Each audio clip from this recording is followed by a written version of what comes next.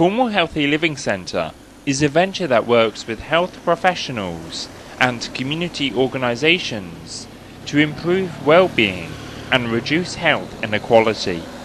One of the centre's leading programmes is the Pathways to Health and Wellbeing scheme. This project is run by a wellbeing facilitator at the Stannock Surgery in St Ives, and there are plans to roll out the project to other surgeries in the county. The Wellbeing project arose out of an increasing awareness of the role of lifestyle and the sort of sense of well-being in health.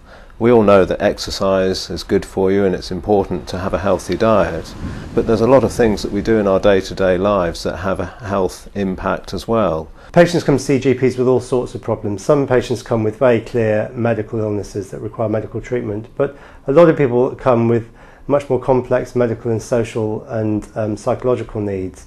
Historically, the Friends have never supported employing individuals. It's not something that we've done. We've bought pieces of equipment for the surgery.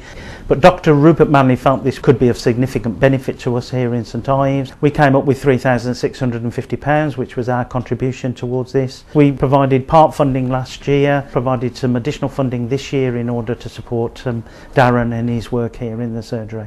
I work here as the wellbeing facilitator.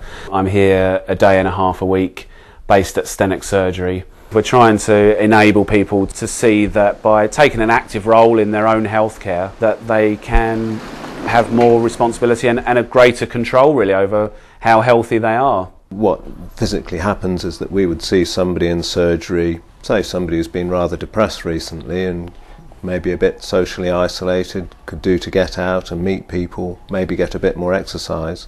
And I meet with them to discuss what their needs are, what their hopes are, and then hopefully work with them to find and match some opportunities for them in the community.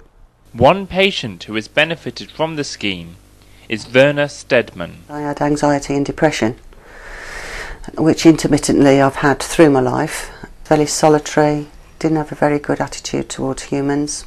I just lost all forms of communication really, and generally feeling very depressed, and you feel a bit suicidal. What's the point? That's really how I got to what's the point. Dr. Manny says to me, there is a wellbeing clinic, can I just introduce you? And this guy will get in touch with you, Darren. You tend to think, oh, is it going to be like the other ones, which you do, but as soon as I got in there he was really nice. He was just talking to me, concentrated on me, asked me about the things I'd like, and I was saying what I really would like is I'd like to start changing my life completely. I think certainly in the past it's been a frustration that GPs have found that they know that people would benefit from some lifestyle interventions but have not always had the time to offer that. The patient numbers are growing all the time, the referrals from the GPs are growing all the time. The GPs are convinced that this sort of project ought to be part and parcel of the service delivery. It's given me a life, it's given me confidence.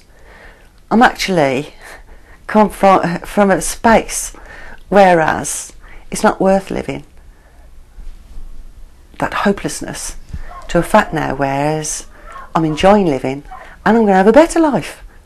Well, I think it has great potential, and I would like to see it expanded out across the county and perhaps nationwide.